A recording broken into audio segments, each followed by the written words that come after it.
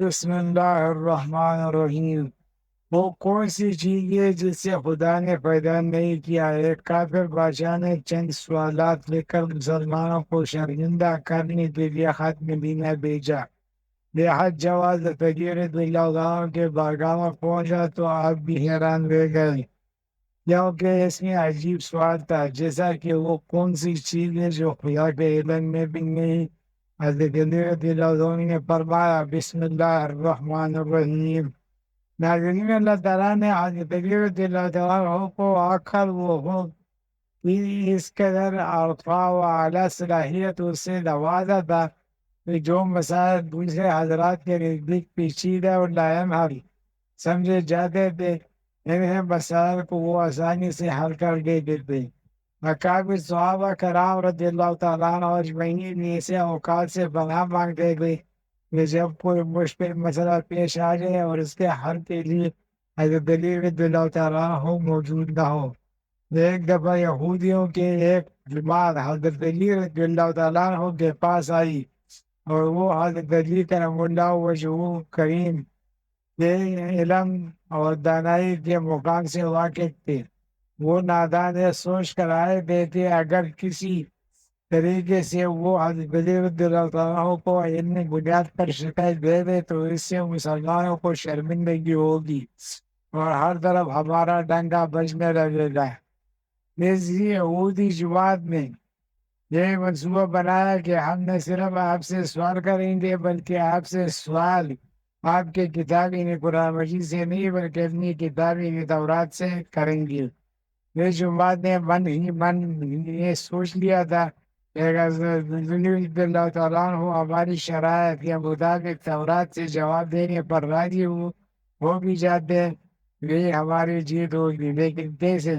ناظرین، یہودیوں کی اس جماعت کا ماننا کچھ یوں تھا کہ حضرت علی رضی اللہ تعالیٰ عنہ بہرحال حضرت محمد صلی اللہ علیہ وسلم کے ماننے والے ہیں اور حضرت محمد صلی اللہ علیہ وسلم پر قرآن نازل ہوا۔ یہ بات ممکن نہیں کہ حضرت علی رضی اللہ تعالیٰ عنہ کسی صورت تورات کے سوالوں کا جواب تورات سے ہی دی۔ ناظرین، یہودیوں کی جماعت کا سربراہ جس کا نام راسل جالوت تھا، اس کی قیادت یہ جماعت حضرت علی رضی اللہ تعالیٰ عنہ کے پاس آئی تھی۔ راسل جالوت بولا، اے علی، ہم لوگوں نے آپ کے علم کا بہت چرچا سنا ہے۔ حضرت علی کرم اللہ وجہہ مسکرا کر بولے، تو کیا اس بات کی تصدیق کرنے آئے ہو؟ راسل جالوت بولا، ہم آپ سے چند سوالات کریں گے، آپ کو ان سوالوں کا جواب ہماری کتاب تورات سے ہی دینا ہوگا، اور اگر آپ نے سب کے سامنے ہمارے سوالوں کا جواب دے دیے تو ہم آپ کو باب العلم مان لیں گے۔ حضرت علی کرم اللہ وجہ کریم نے مسکرا کے جواب دیا، میں فی الحال اس بات سے بالکل عابر ہوں کہ تم لوگ کیا سوال کرو گے اور تم کیا سچ پہ آئے ہو۔ اگر میں تمہارے سوالوں کے جواب دینے میں کامیاب ہو گیا تو کیا تم لوگ دین اسلام قبول کرو گے؟ یہودی اس بات پر آمادہ ہو گئے، لیکن ان کے تمام سوالوں کے جواب انہیں تورات سے مل گئے تو وہ یہودی مذہب چھوڑ کر اسلام قبول کر لیں گے، اور یہ اس بات کی دلیل ہوگی کہ جن سے آپ نے علم سیکھا ہے وہ یقیناً اللہ کی طرف سے بھیجے گئے سچی نبی ہے۔ ناظرین، اب تمام معاملات سے پاس چکے ہیں اور پورا مجمع خاموش ہو کر بیٹھ چکا تھا۔ سوالوں کا سلسلہ شروع ہوا۔ یہودی عالم راسل جالوت نے مجمع کی جانب دیکھا اور علم کے تکبر سے بھرپور لہجے میں سوال کیا، اے علی، یہ بتائیے کون سی چیز ہے جو خدا کے لیے نہیں ہے؟ یہودی یہ جانتے ہیں کہ مسلمانوں کی کتاب میں درج ہے کہ ہر چیز اللہ کے لیے ہے، اور اس بات کا جواب حضرت علی رضی اللہ عنہ کو دینا ناممکن ہوگا۔ مجمع میں بیٹھے تمام افراد سوچ میں ڈوب گئے کہ کائنات میں کوئی ایسی چیز نہیں ہے جو اللہ کے لیے نہ ہو۔ تب حضرت علی رضی اللہ تعالیٰ عنہ نے بغیر کسی توقف کے ساتھ فرمایا کہ تم جاننا چاہتے ہو کون سی چیز ہے جو اللہ کے لیے نہیں ہے؟ وہ اس کا جواب شرک ہے۔ اللہ ہر قسم کے شرک سے پاک ہے۔ تمام مجمع جو بیٹا سن رہا تھا کہ ساتھ تھا واہ واہ کہہ اٹھا۔ ناظرین، اب راسل جالوت نے دوسرا سوال کیا، یہ بتائیے کون سی جگہ ہے جہاں اللہ موجود نہیں؟ انہوں نے فوراً جواب دیا کہ اللہ تعالیٰ ہر جگہ موجود ہے، اس پر ضرور بولا۔ اس سوال کا جواب ہمیں ہماری کتاب سے بھی حضرت اللہ تعالیٰ نے فرمایا کہ تمہاری کتاب میں یہ نہیں لکھا کہ موسیٰ علیہ السلام کے پاس ایک فرشتہ آیا اور موسیٰ علیہ السلام نے اس سے پوچھا کہ تم کہاں سے آیا ہو، تو اس نے جواب دیا کہ میں ساتویں آسمان سے آپ کے پاس حاضر ہوا ہوں۔ اتنے میں حضرت موسیٰ علیہ السلام کے پاس دوسرا فرشتہ آیا اور موسیٰ علیہ السلام نے اس سے پوچھا کہ تم کہاں سے آیا ہو، اس نے جواب دیا میں زمین کے ساتویں طبق سے آپ کے پاس حاضر ہوا ہوں۔ حضرت موسیٰ علیہ السلام نے پہلے فرشتے سے پوچھا ساتویں آسمان پر تمہارے قریب کون تھا؟ فرشتے نے جواب دیا میرے قریب میرا رب تھا۔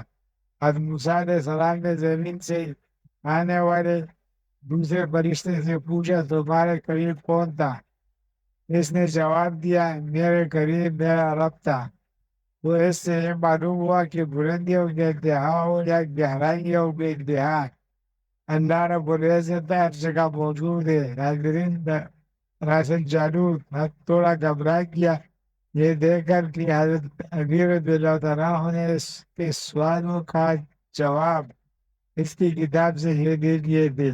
اب اس نے حضرت امیر رضی اللہ تعالیٰ سے یہ سوال پوچھا یہ بتائیے کہ وہ کون سی چیز ہے جو خدا کے قریب نہیں ہے؟ حضرت علی رضی اللہ تعالیٰ نے فرمایا کہ ظلم ایک ایسی چیز ہے جو میرے رب کے قریب نہیں ہے۔ ناظرین اب رس جالوت نے پیش در پیش شکست کھانے کے بعد اپنے سوالوں کا زاویہ بدل دیا۔ اب اس نے علمی سوال کے بجائے تاریخی اور سائنسی سوالوں کی طرف بدلا رخ موڑ لیا اور بہت ہی تکبر بڑے انداز میں اس نے پوچھا یہ علی اس چشمے کا نام بتائیے جو زمین پر پہلی مرتبہ جاری ہوا۔ علی کرم اللہ وجہ کریم نے بولے کہ اس چشمے کو چھوڑو، پہلے یہ بتاؤ کہ تمہارے دل میں کیا ہے، اور تمہارے دل میں یہ ہے کہ وہ چشمہ بیت المقدس کے ایک چٹان کے نیچے ہے۔ حضرت جالوت کے منہ سے بھی ساختہ نکلا۔ حضرت علی بولے کہ آج اپنی اصلاح کر لو کیونکہ زمین پر بہنے والا پہلا چشمہ وہ نہیں جسے تم لوگ سمجھتے ہو، بلکہ زمین پر بہنے والا پہلا چشمہ وہ ہے جسے حضرت علیہ السلام نے پانی پیا، اور علی وہ چشمہ ہے جس سے اب حیات جاری ہوا۔ ناظرین راست جالوت اب مزید گھبرا گیا۔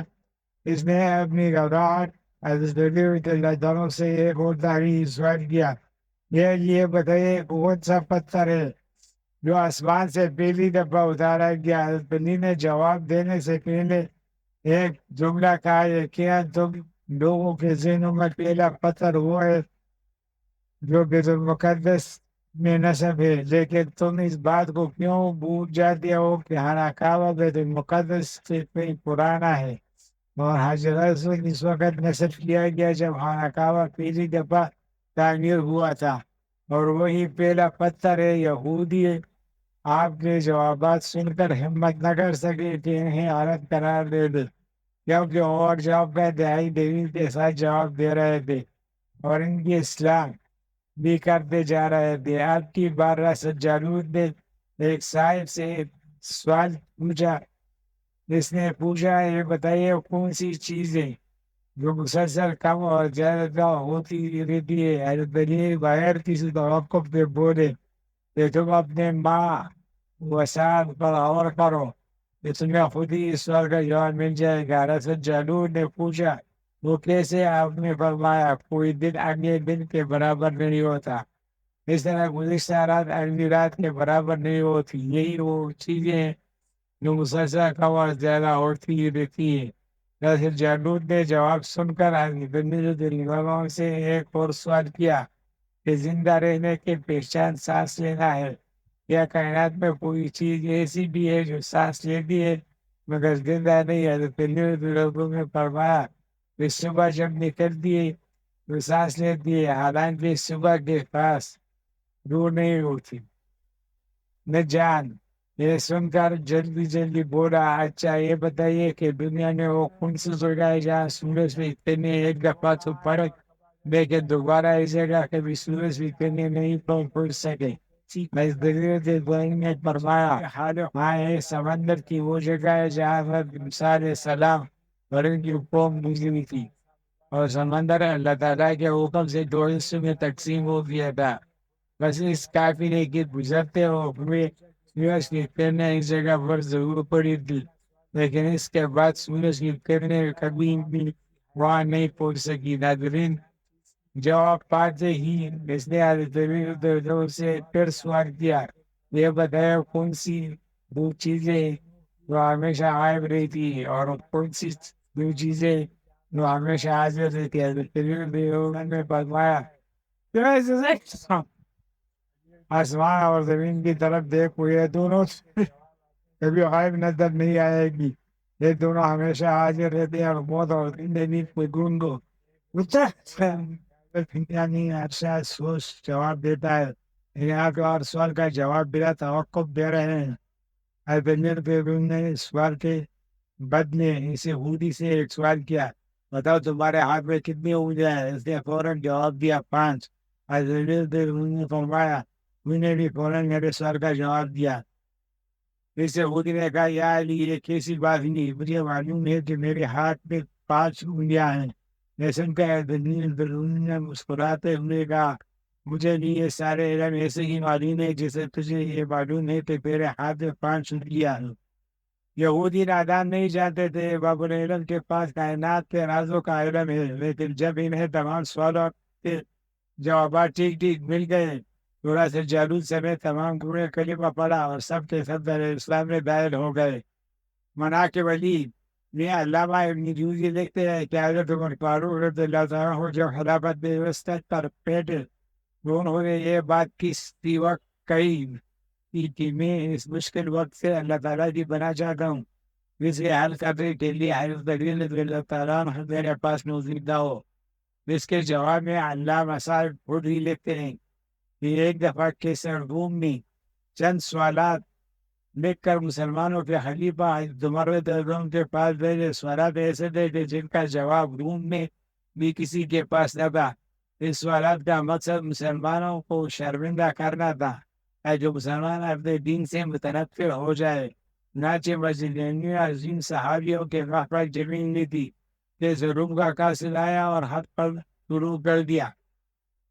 حد کے تحریر کو شروع دی کہ بادشاہ روم نے لکھا تھا، یہ خط بادشاہ روم کیسر بنی لازر کا وقت کے خلیفہ حضرت عمر کی طرف میں جو سوالات لکھے ہیں، مجھے اس کا جوابات بتا دیجیے۔ نمبر 1، وہ کون سی چیز ہے جس کو خدا نے تحریر نہیں کیا؟ نمبر 2، وہ کون سی چیز ہے جو خدا کے علم میں نہیں ہے؟ نمبر 3، وہ کون سی چیز ہے جو اللہ تعالیٰ کے پاس نہیں ہے؟ وہ کون سی چیز ہے جس کے 7 بال ہی بال ہیں؟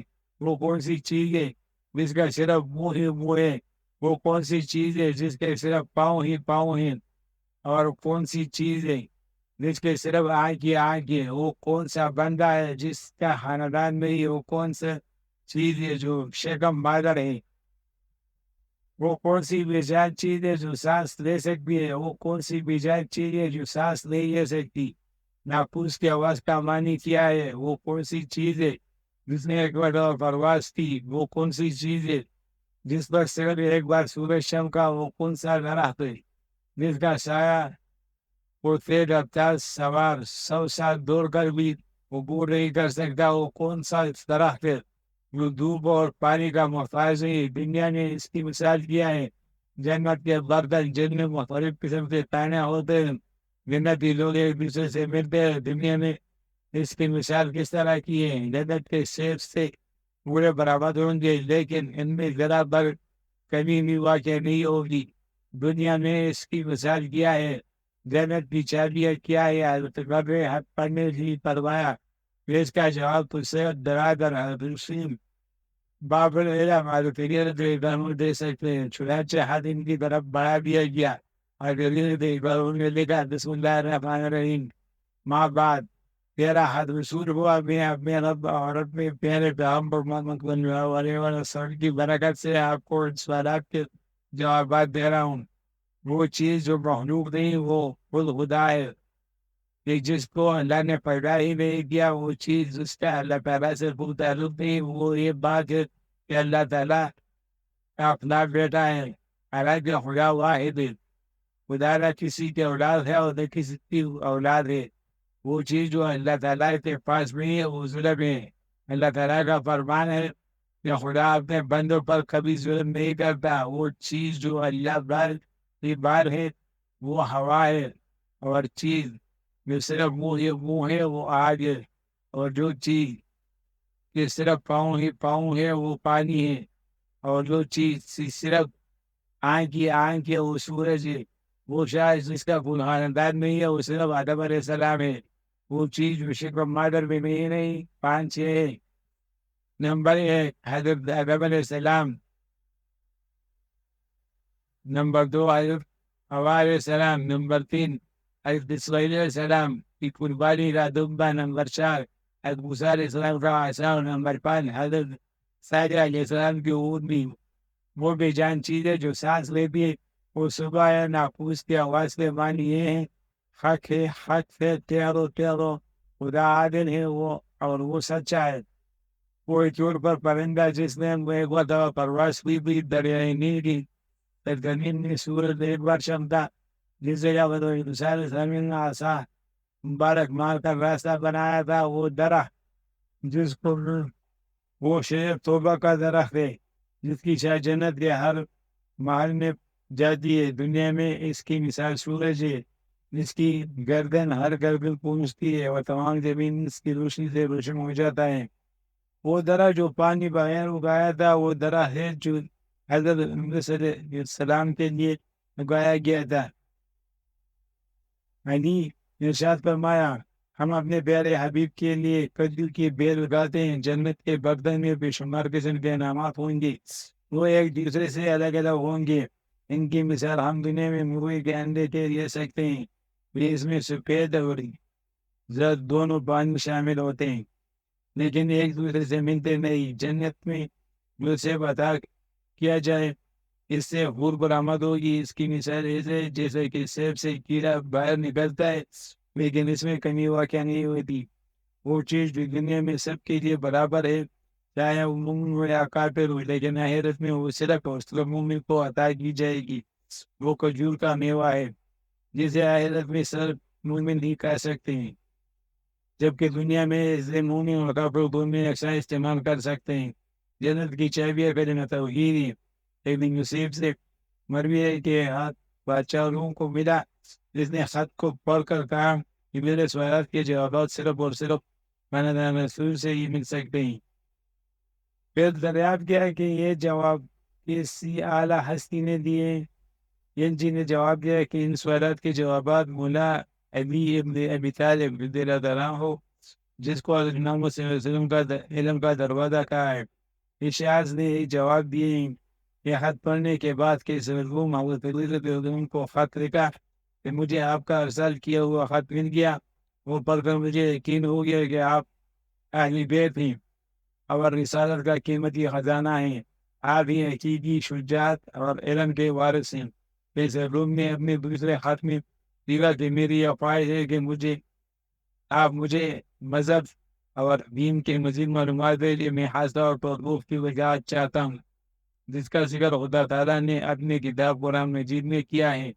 یہ نبی لوگ روح کے بارے میں تجھ سے پوچھتے ہیں، تم انہیں بتا دو کہ روح میرے پروردگار کا امر ہے۔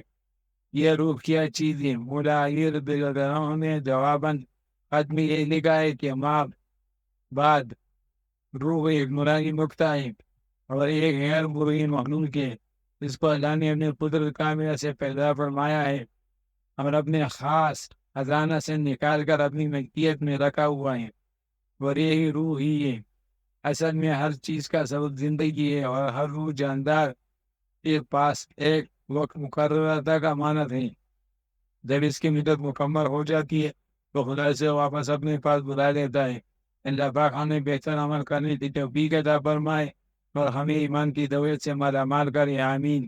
ناظرین کمنٹ باکس میں اللہ تعالیٰ کے نام میں سے ایک نام ضرور ٹائپ کرے اگر ویڈیو اچھی لگی وہ چینل کو سبسکرائب کرے اور ویڈیو کو لائک اور شیئر کرے، بہت بڑی مہربانی ہوگی۔